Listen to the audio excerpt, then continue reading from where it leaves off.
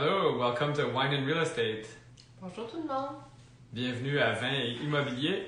So tonight we have a special guest coming on in a few minutes, Mathieu Laquerre from Ottawa, Mada Partners. So we're very excited. He's done a lot of investing in the USA and also in New Brunswick, if I remember correctly. So we've also done some investing out of province, and we're drinking some nice wine, nice red wine. Yes, we're drinking Mouton Cadet, which is a mix of I'm not even trying it right. There we go. A mix of Merlot, Cabernet Sauvignon, and Cabernet Franc. So we're gonna put it in the description after, and then you'll be able to drink it. It's not it's not nothing fancy or super exciting, but it's a good wine from Bordeaux, very reasonably priced, and it's a good table wine, so for everyday meals. And you remember our tip, so you should swirl before you drink it. Yes, let it as long aerate. as François not swirling the bubbly, we're good. Yeah, or doing like last time just before our call, I went a little crazy and I started swirling and I swirled all over my shirt, so it was a lot of fun. Yes, yeah. I'm really looking forward to talking with Mathieu about investing in the States. That's something that we've never done and kind of scares me. And there you go. He's starts any moment now. So yeah, we're also thinking maybe investing in the USA now. So we have the next. Hey, how's it going? Yes, there we go. Hello, Mathieu. How are you? Not too bad, not too bad. So my wife Jennifer. Yes, nice to meet you. Nice to meet you. Yes, we're looking forward to hearing about. We were just saying about talking about investing in the States. Something that we haven't done and kind of scares me. But François, he is always game to try new things. Yes. It's definitely, I always say to people, it's kind of like when you do your first investment, especially when it's outside the city, it's the hardest thing you can do. And with time, it just gets easier and easier. Like my first deal, believe it or not, put me in the hospital. Oh wow, okay. Because my stress level was like that. So I showed up at the airport. They told me I couldn't board the plane just because the lineup at the security was too long. And then that night I had a panic attack. I was at the hospital and I was banned from flying for a week because I didn't know what I had. And so I basically did the deal in the hospital because I was due my inspection. And so closing your deal from the hospital, that's hard. Actually, exactly. You know what's funny? It was actually 5 years, almost to the day, 5 years ago, actually, when I think about it. So we have some people joining us, 7-2 Mindset Investors. So you should, I think that's Mark, you should tell your people about that, signing deals from the hospital. Yeah, that's the first. I've never heard that one before. It's a new one. We have investor Mel and Dave. So yeah, this is crazy. So yeah, Mel or Dave, if you're bored, in the hospital, you can close some deals on a hospital bed. I'm sure that they would totally do it. They wouldn't miss the deal. Yeah, and it's the same thing too. Like in the U.S., our first deal was you look at Google Maps, you send your money, you drive down 3 months later, and you realize that like, oh crap, I think I made the worst decision of my life. But it ended up being the best decision of our life. Like every single deal that we're doing right now, we don't even go down, especially with COVID, we don't even fly down. Oh yes, yeah. Wow. So we didn't actually talk about wine yet. Are you drinking any wine? Yeah, I grabbed this bottle right here. Oh, okay. What is that you're drinking? It's a Chianti from Italy. 2000. Oh, okay. I really like Chianti. It's been a while since we've had one. I think your wife is Italian? Exactly, yeah. Oh, okay. So you have to go with a good Italian wine then. We like the Sangiovese as well. And the Montepulciano is good. Yeah. Yeah, we got married there last year, 10 minutes away from there. We got married in Montepulciano. I can never pronounce it properly. Yeah. But yeah, I know it's an awesome countryside over there. Wow. Oh, wow. Yeah, it must be beautiful. Yeah. Maybe your next adventure for our guesting, it'll be in Italy. Yeah, I'm sure prices are dropping there right now, so it's the time. Well, you can get homes for $1 in some cities. You got to guarantee that you're gonna put X amount of money inside the property, and you got to live there And actually, my business partner has got some property in Italy, and we always keep talking about maybe doing something like short-term Airbnb. He's got a pretty big estate too, so you can actually make money on the land too. So we're eventually we'll probably look at that, but nothing for now. Whoa, keep us posted. We're interested. Cool. Yeah. I'd like a Tuscan villa, and we're good at harvesting the grapes. Like we've done it a few times in Ontario now, so we're ready. They're not that expensive to buy, believe it or not. You can buy like a dilapidated old villa for around 700,000 euros, and you got to put another 800,000 or 900,000 into it. I looked into it when I was in Italy last year, and it's something that's kind of like on my bucket list eventually to do. Yeah, I know it's a dream of ours that we'd want to do something like that. But you can make your own olive oil. And stuff like that. So there's a lot of older properties that you can commercialize on the land too. So you can do like a 15 to 25 room little hotel with a restaurant and stuff like that. But I'd like to do something like that one day eventually. Oh, maybe it's a retirement plan. Yeah. Oh, that's cool. Wow. Well, don't talk too much about that with Francois, because then you'll sell him on that one as well. Yeah. I need to buy in Curacao now. I've committed to that. Now Italy and US and China. So, do you want to tell us a bit why is an Ottawa guy investing in the States?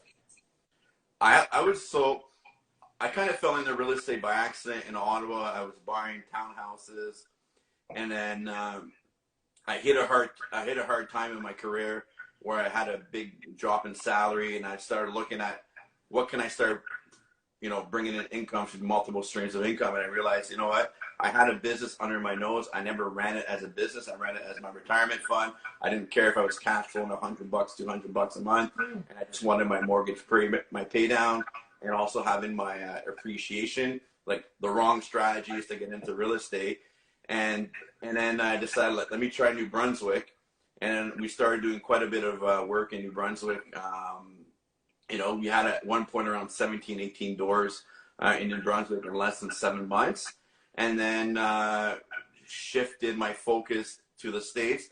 I brought in a mentor to kind of help me scale my business and to kind of implement, a bigger vision to what I was trying to build. And the U.S. is kind of where I fell in love with. It's easier to do business. The banks are easier to deal with. The opportunities are a lot better. We started with $55,000 US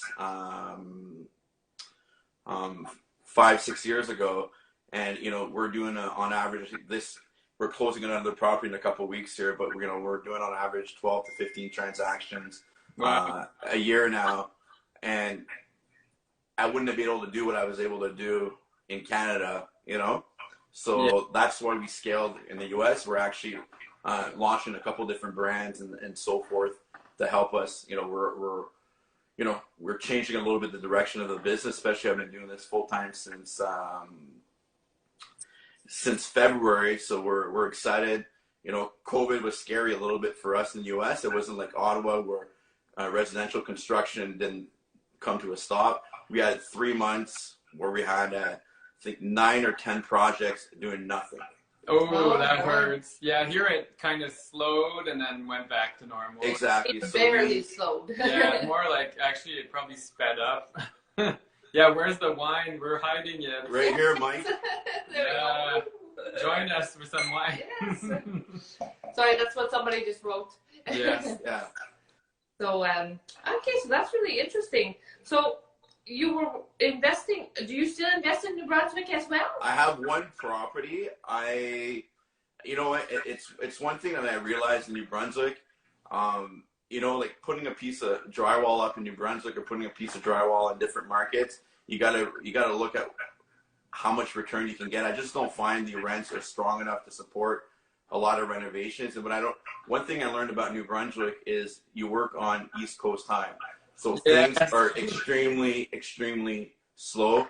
So we have a philosophy when we invest, we want to just keep our money in the city. So I want to deal with a local broker. I want to try to deal with as many local people as I can. But one thing I realized, like to get a mortgage done, it takes like 6 to 8 weeks because they put you on the queue. They're all about their quotas. They don't care about exceeding their quotas if you're dealing with a lender at the bank or even at a small credit union or so forth. So that was kind of like the drawback for me versus in the US. It's so competitive, the banking sector, that, our teams, they have offers daily. Now that I've been doing this for around 5-6 years, the banks come to us to lend us money. Wow. So we don't. That's a big change from Canada. Here you run after them, and you have to do all kinds of crazy stuff. And wow, so they're hungry to lend their money and make it work for them. Exactly. So we've been pretty fortunate with our strong relationship with our partners. They have amazing relationships with around 6-7 local banks that they're always after us to lend the money. So we're it's good to have that issue. Yes, that's a great problem to have. And what cities, markets do you work in? We're mainly focused on Philadelphia. Okay. Right before COVID, we were looking at actually deploying some capital in some luxury rentals in Florida, and we're looking a bit in Texas, but my gut feeling told me to just hold on and figure out with this coronavirus what was going to happen. So I'm kind of thankful that happened. Yeah. But we're still, it's still on the bucket list to do a couple properties in Florida to test that out.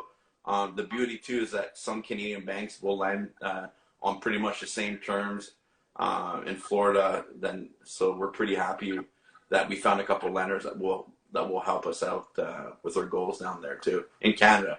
So we don't have to worry about partners in the U.S. to help us get the financing. That's great. Yeah, because like Florida, like after 2008, all the prices had crashed. Took a few years and it went back up. So I think we're going to see something maybe similar this time. A few years and then it's going to go back up. Same with Texas, probably. Mm-hmm. Yeah, I've been talking to a few Canadians in Florida. I've been since COVID, I struck a relationship with somebody that's building a $39 million hotel currently in Florida, and he's not even worried about it. He's like, Matt, this is the best thing that's happened to us because nobody's making money. Everything's been on pause, and we're just building. And once we have a cure for this virus, he goes, I don't see us having an issue renting these properties out or anything like that. So I'm curious to see how he's gonna do. And he's encouraged me. He's like, Matt, we're just at the beginning. He's telling me to look at opportunities. You'll see more things coming on the market for a lot cheaper in January, February. So I'm going to start looking a little bit more seriously in the new year. But we're still very cautious on the way we're deploying our capital right now. Yeah. Originally, we thought it was a blizzard. It's definitely not a blizzard. It's a massive storm, and who knows what's going to happen. No, for sure. Yeah, you have to be cautious, and you have to buy the right place, the right fundamentals. And so why did you choose Philadelphia? Like, what's special about it? So at the time, my mentor kind of said, hey, you should have a conversation with these other developers. They're maybe 2 years ahead of where you want to be. And it kind of, we kind of had that synergy. They only had $600,000 worth of new construction behind their belt. And now they're doing, $15 to $20 million a year of new construction. And so we've been able to piggyback on them, on their success. And it's, we've been pretty fortunate to have the relationship we have. Philadelphia is, it's a city that's been underdeveloped. And we do what we call like a lot of cluster development in a neighborhood. So we won't necessarily be the first movers in a neighborhood. We'll be more like the second or third movers. So we don't just do one property at a time. We'll do multiple properties. And we kind of just borrow the value on the line. So we're just kind of moving the line one street at a time. And it's been very, very successful. And we're usually doing a lot of neighborhoods where there's a commercial corridor development opportunities. So, you bring in like the hairdresser, the small restaurant and so forth inside. And that's been our success is we put good quality key tenants too to make these people move into the neighborhoods. So I was part of one neighborhood that we've changed. Every time I go down to Philly, it's a whole different dynamic in the neighborhood. And now, you know, we're in 2 different new neighborhoods that we've been going pretty aggressively. And, you know, I'm excited to see the results. We just deployed some capital on a project right now that we're the second mover in this development. And in this new neighborhood, and we've got around 45 doors planned for that neighborhood for now. But it's, you know, slow and steady wins the race with our strategy. Oh, that's really interesting. So you're really like building and improving communities. Yeah, and there's one neighborhood that we're really active too. So we're doing a lot of you know, HD TV style flips, just to kind of bring up the comps in the neighborhood to support what we're doing too. So we've been pretty fortunate. We sold around 3-4 properties in the last 6-7 weeks. We got another 4 or 5 coming online in the next couple of weeks too. And we're just every time we're selling it, we're just pushing the bar. But in this particular neighborhood, it's, you know, we're doing like a new product for kind of first-time home buyers, young professionals, young families, and so far we've been pretty successful at achieving some pretty decent returns for ourselves and our investors. That's really smart, though, finding a property and then raising the value and then causing it, like you're creating your own comparables. Do the banks ask, like, who did that project? Do you ever say, oh, it was us? Or... They don't, like I said, they don't really, we're always the second mover. So there's always going to be something around that neighborhood that will justify the price. We had, I think the closest comp we had this on the product that we've been putting out was, I think, $280,000 right when the market opened up due to COVID in the US. And then, you know, now we're at 300. These new products that we're putting out, we're going to be around 325, 350 maybe, but we're going to push it around the 325 mark.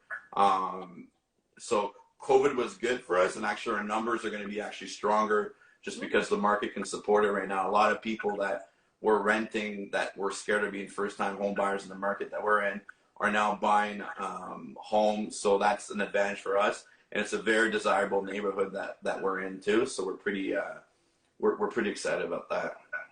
Oh, that's interesting. So do you want to walk us through, like, I guess, what would your typical deal kind of look like when you're purchasing a property? Like, it all depends. Right? So we have, so basically we kind of have like 4 pillars of properties, like 4 deal structures that we kind of do, I should say. So we got your flip, right? Usually you're around, we'll say 6 months. By the time we acquire the land, put it under contract, and get it ready to market, we're on 6 months for that. We got new construction developments, so like townhome developments. It could be like 1 townhouse all the way up to 24 townhouse developments. Multi-units, we'll do some land assembly too, to do anywhere from, you know, duplexes all the way up to 72 units.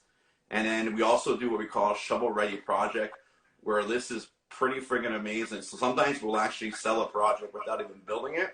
And our returns are just as strong as building the project. We didn't take the risk at building, and we just, you know, we're still making, you know, 30 to 60% return on our money without even building on these properties. So we're pretty lucky on that aspect. There's a big demand for that.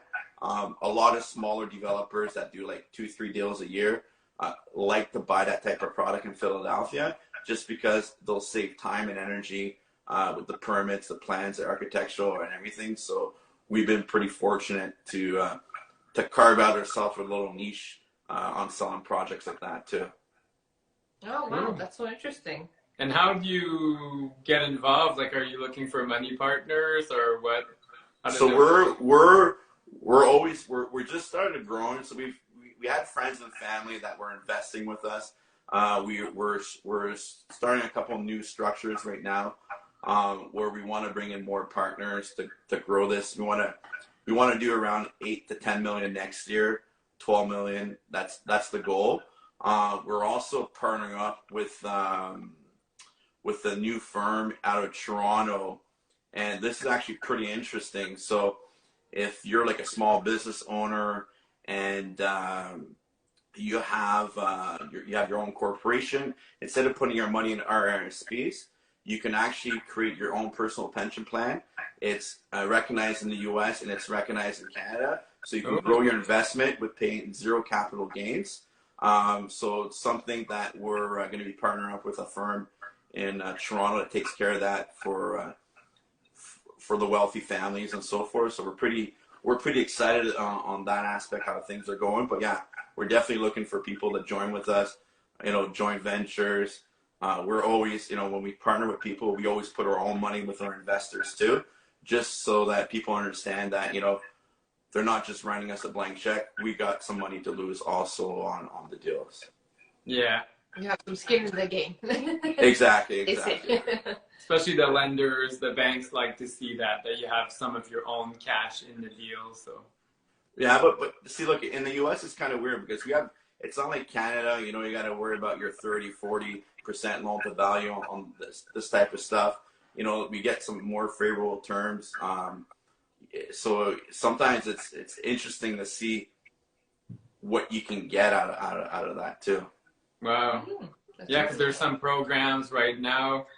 What is it called? FHA or FH something? Yeah, we don't really do that. But supposedly, with the new government that's going to be in place, there's going to be a $15,000 credit for new home buyers. Supposedly, I've been reading up, so that's going to be good for the type of stuff that we're doing for short term. So we're pretty excited about that. See what that happens. If we ever have a change of power in the U.S., we'll see how that goes. Yes. Yeah, that's kind of unfolding. Yeah, it's kind of uncertain. So, yeah. Since you started out investing in Canada and now you're investing in the U.S., what should investors consider before investing in the U.S.? Is there certain elements that are much more important than others? I would say at the end of the day, you got to understand risk, and you got to understand that there's a border separating you, and just implementing the proper structures in place to limit your exposure to taxes in Canada and in the U.S. When we first started doing this, we just kind of okay, let's just try this out a little bit, and then we started a pretty big business just doing it.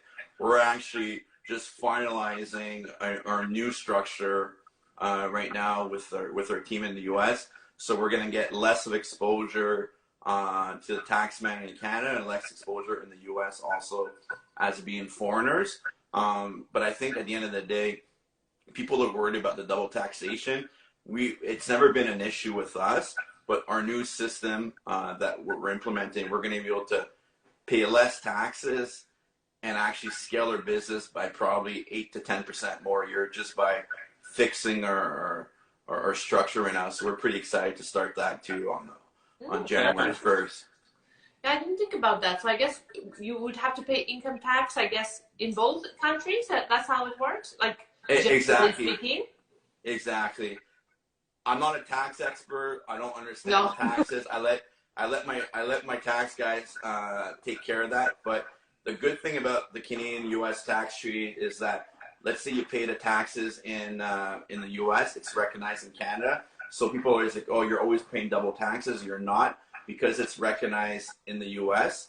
So yeah, because we're scaling our business so much, we haven't announced it yet, but we're actually bringing in a cross-border specialist that's going to actually be part of the team moving forward. We're negotiating the terms right now. But we're adding quite a bit of people to our team right now just to be able to scale what we're trying to achieve right now. That's great. That's great. You have to have good people on your team for that. Exactly. And I think investing in the U.S., it's all about moving your money with less exposure. And the beauty too about the U.S., there's a whole bunch of tax programs that we in Canada can't have access to. So there's like a 10-year tax abatement in the city of Philadelphia. That's going to slightly change in the new year. There's also opportunity zones where, if you hold a property for just over 10 years, there's no capital gains on your exit. There's also a lot of people talk about a 1031 exchange. Yeah. So kind of hard to set up if you don't have the proper structure in Canada and in the U.S. So there's all these tax programs that we don't have access in Canada that you can get access to in the U.S. And to me, when you combine those, that's another 10 to 15% more on your bottom line on your exit strategy. So to me, it's worth the time, the effort to do what we're doing in the U.S. more than in Canada. I'm not saying that you can't make the numbers work in Canada. It's just the tax benefit outweigh the complexity of dealing with the U.S., I find. Yeah. Yes. Well, you can always see the differences between Canada and the States. It's like what you were saying, the HGTV. Like, you see them doing these flips, and you're like, you could never do that kind of flip in Canada. We spent you wouldn't have that margin, like, it seems like it's so much easier in the States for, like, a flip or something like that. Look, we just had to dig up the plumbing from one of our properties all the way up to the city where it connects. And I think I have to check the number. I think we paid like $6,200 to do that. Like, you can't 30. Yeah, you can't even move a truck for that amount of money in Ottawa. No. For that. But the problem too, I find too, is that we in Canada, if you look at the trades versus the U.S., there's a lot less labor in Canada for the trades now. So they're getting a little bit greedy when they're doing business with us. Versus in the U.S., it's a funny thing is we had a bid out. Well, I'm not part of this project, but our team had a bid out for a multi-unit. The bid came to build at around $3.3 million post-COVID, and a lot of material prices have gone up and so forth. And because the contractors and there's a lot of competition to build in Philly right before COVID, people got greedy on their bidding, and we rebid, and we're $300,000 cheaper, so around 10% less. So it's really different versus in Canada. If you look at everybody I talk to in this space of building, prices only keep going up and up and up, even though materials have gone up.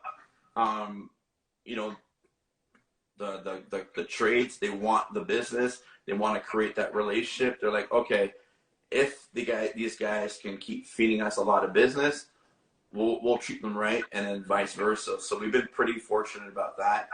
Some smaller builders didn't make it, believe it or not, for 3 to 4 months shut down. They couldn't start it up again. So it's been an interesting experience.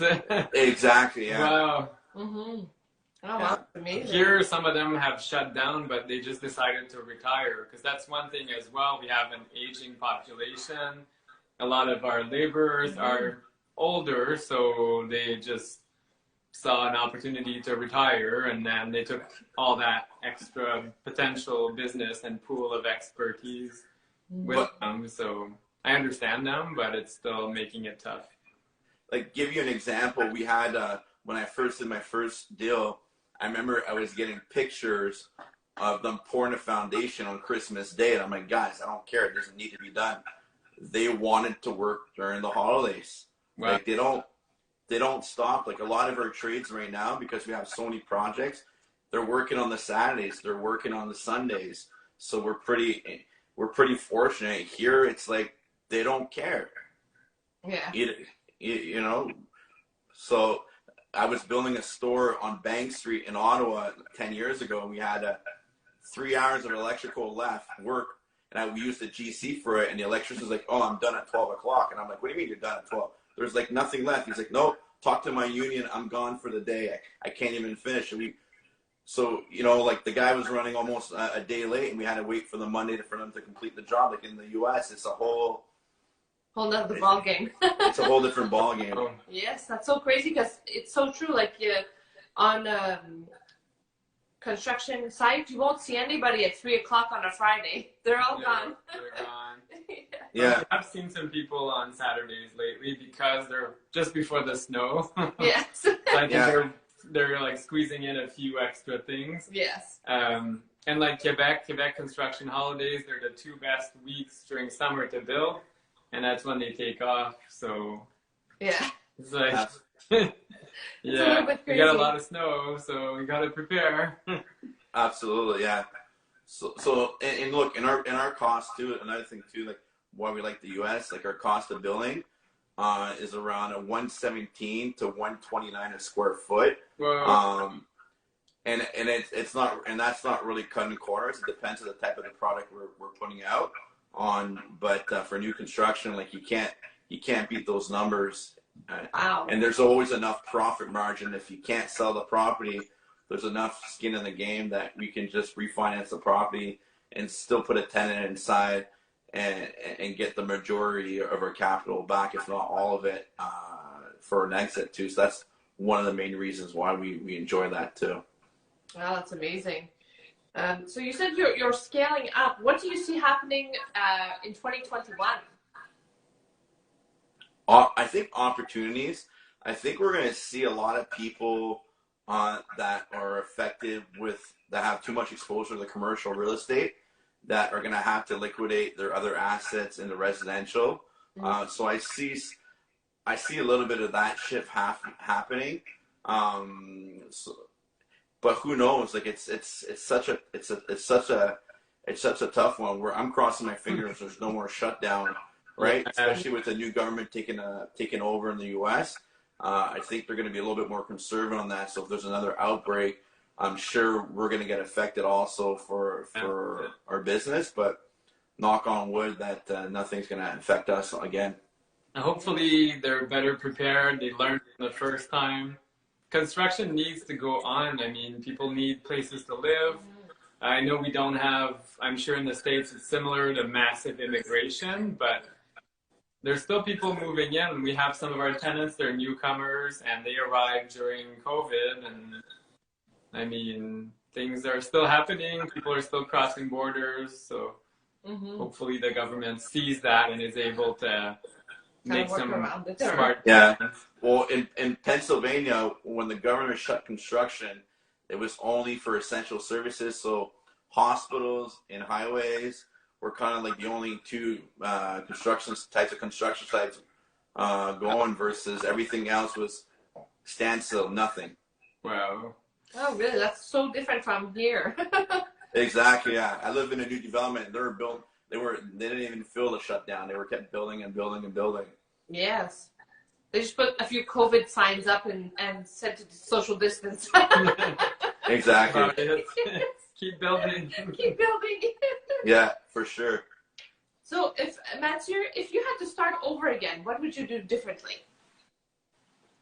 Like your real estate business and everything, let's say you have to start, you lose everything. I would have spent more money on my legal paperwork and on better tax advice. Okay.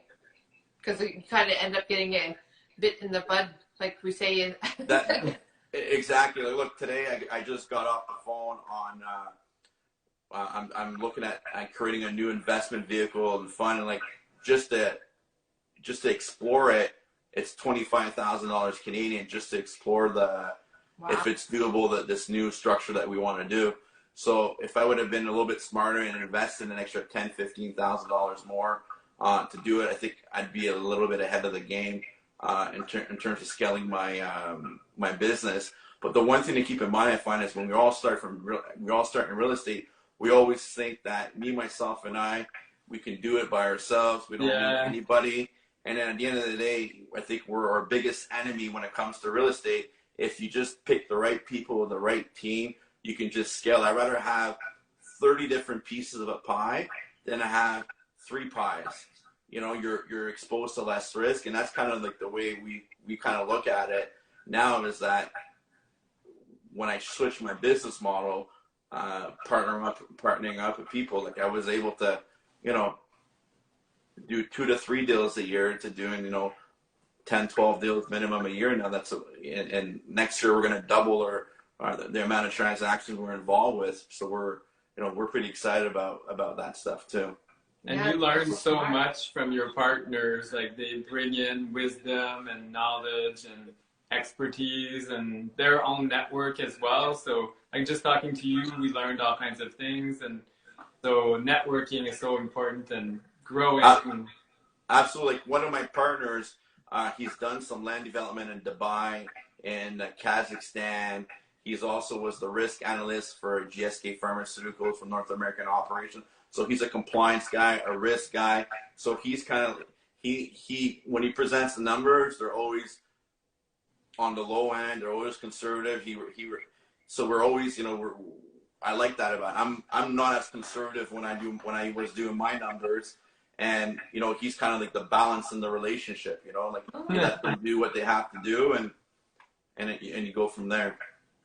Yeah, that's good. You have to have that balance. Like Francois and I say all the time, I'm the brake and he's the gas. So I say go, she says stop, wait, we need to analyze this more. So yes. Yeah, and if you have more partners, then you have more checks built in, and it just creates a healthier environment. And you need someone that's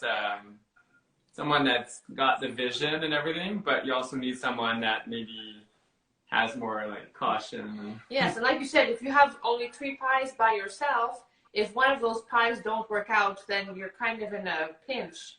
But if you have part of 12 or 15 pies, then if one of them falls out, it's not the end of the world. Yeah, exactly. That's a smart way to build your investment business.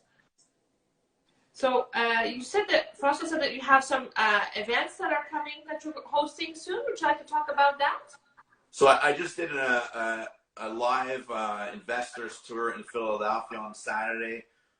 We had our partners go through a whole bunch of properties, and you can kind of see all the development happening in the city. I have a new one coming up. I haven't figured out the date, but we're just gonna have a town hall meeting with a tax expert from Canada and a tax expert in the U.S. And it's gonna be kind of like just ask a question. I haven't figured out the dates, but that's probably gonna be sometime in December. Okay, yeah, let us know, and we'll share it with our followers and the people we know. So how can somebody find you if they're looking to find out more information about your business? So people can find us at madapartners.com, or we just launched a new website called findyourstrategy.com. You can just contact myself or my business partners on those websites. Oh, great. That's perfect. So any final advice to somebody who's thinking about investing in the States? I would just say, just take your time. If it doesn't feel right, don't do it. And, if risk, sometimes you got to think about the risk, because, you always think at real estate, you always look at the upside. You always have to look at the downside. Yeah. So if you're going to do a deal in real estate, always think that, that money, am I okay? Can I lose that money? My first deal was like that. I looked at it. I'm like, all right, I was pretty much all in, but I said, can I live with myself losing this money? And, you got to look at your risk reward. And I think that's the biggest thing that we all do in this business, is that, we get paralyzed by just looking at deals or when's the right time, especially right now. Is it a bubble? Is it the peak? Who knows, so like, especially in times like right now, I think the opportunities are not just to buy something, it's to create value on a land, to redevelop a piece of property. So to protect yourself, that's kind of what I have to say. Oh, that's good. That's really great good advice. advice. Yeah, very balanced. Yes. That's great. Well, thank you so much. It's been a pleasure talking to you and learning more about your business and sharing it with our followers. This video, the audio will be extracted and become a podcast as well. We're going to be on Facebook and LinkedIn. So great. Awesome. Thanks again for having me, I should say, guys. So until the next time, chin chin. Yeah, chin chin. Cheers, guys. Bye. Have a good evening. You too. Ciao. Bye.